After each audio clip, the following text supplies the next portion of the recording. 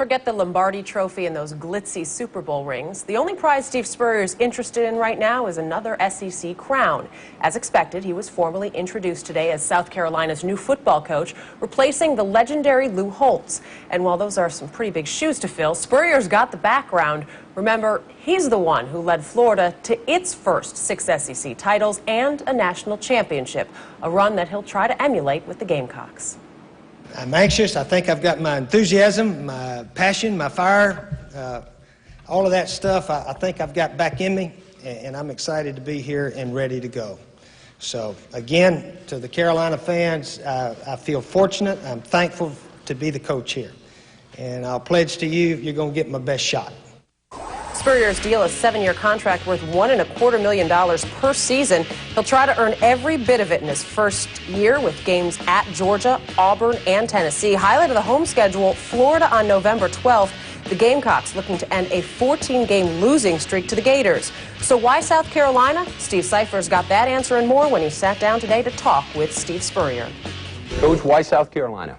Steve, anybody's been in coaching, they know timing is everything. And I just feel thankful and fortunate that the job opened up while I was available and looking to coach. I talked with my wife quite a bit during this off year, and I said, you know, I need to go coach. I want to go coach somewhere. And hopefully there's a school in the South, hopefully a school in the SEC, maybe even in the Eastern Division.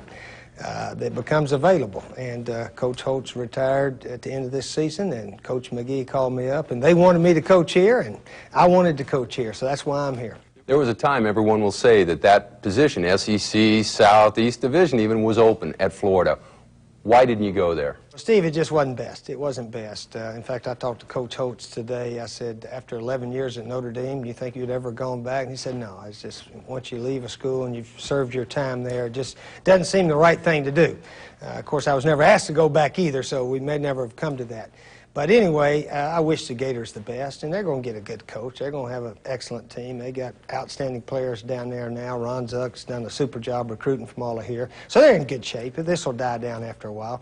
But the challenge of coaching here at South Carolina is something I really look forward to. I think we got good players. I think we got a chance to do some good things. So was there some of that, been there, done that, to the Florida job, where here they haven't been there, done that? A little bit. That was part of it. But, again, I was never asked to come back, Steve. I said, it's not like I turned down my old school. But we never got to that point.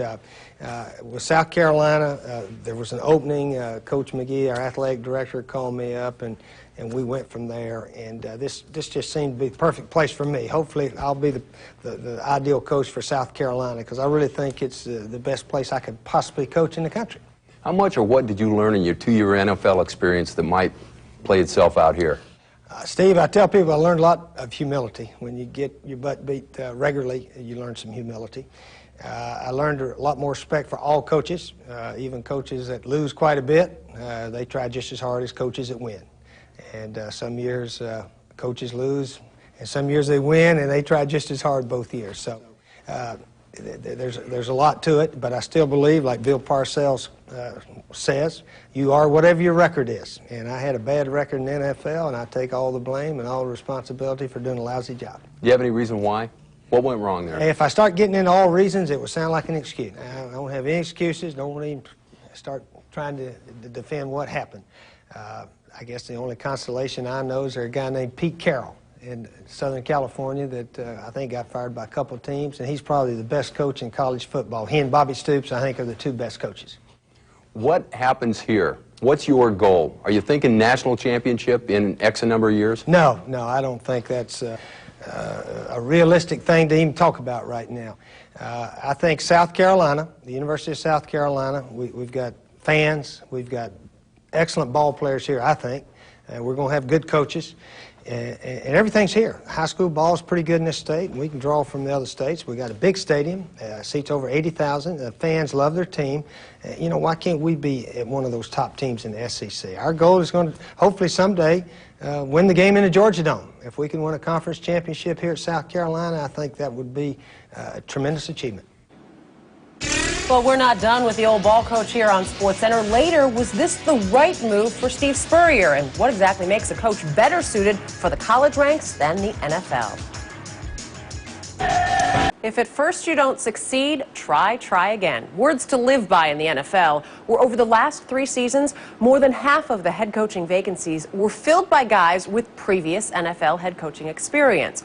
But former Redskins coach Steve Spurrier wants no part of the recycling program. When his name was mentioned as a potential Dolphins head coach, he spurned the notion, opting to rejoin the college ranks. The South Carolina job, perhaps Spurrier's best shot at redemption. Gators have staked their claim for the national championship of the 1996 season. I think the college game suits him better. I mean, I think that's where his true love, I think that's the game that he enjoys. At the college level, I mean, these are still kids, they're impressionable, you can still teach them. In 2002, after 15 seasons and over 140 career wins, Steve Spurrier left college football for the NFL. There's nothing that can make Steve Spurrier happy. I mean, this has to be devastating for any kind of ball coach. But during his 2 seasons, Spurrier's Redskins went just 12-20. I think he's just better with the young talent, you know, getting them, prepping them, getting them ready for the professional level than dealing with grown men.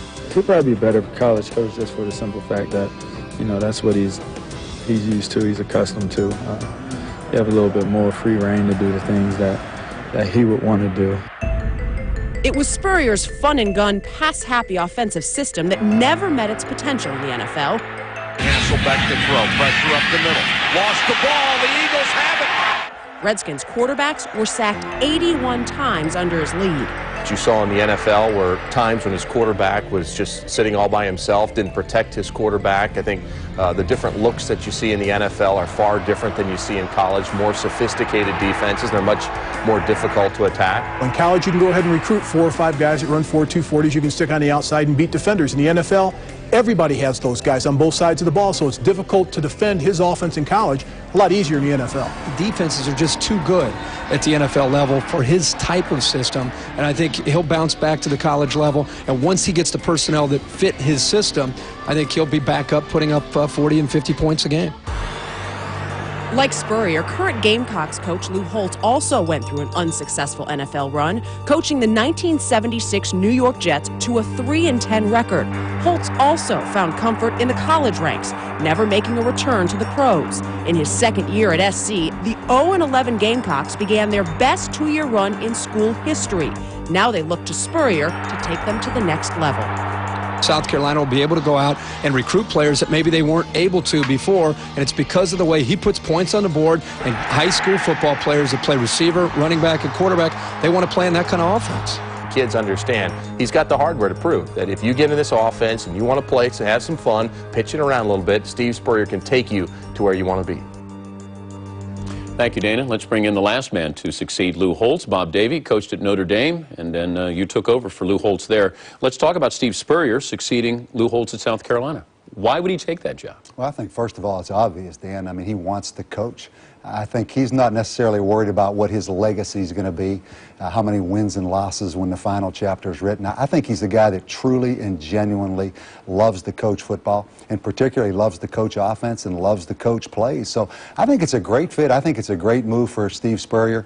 Obviously, he didn't have to do it. He did it because he wanted to do it, and that's the best case scenario for a coach. What about Florida? They say you can go back home, but does that mean you can go back home in college football?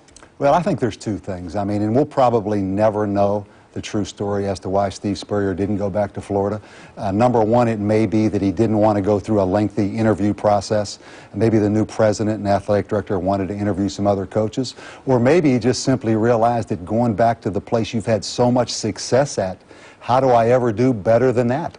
So I don't know that we'll ever know in the end, but I think going to South Carolina is better for Steve Spurrier than actually going back to Florida. What about when you follow a legend? They always say be the coach who follows the coach who follows the legend. Spurrier is a legend in his own right. Does that make the transition a little bit smoother than, say, it was for you at Notre Dame? I think so. I think, first of all, Steve Spurrier has been a head coach. He has a tremendous amount of confidence. And I think the bottom line is be yourself when you take over, regardless of who you take over for. The bottom line, Steve Spurrier is not going to be Lou Holtz when it comes to coming up with witty, clever one-liners.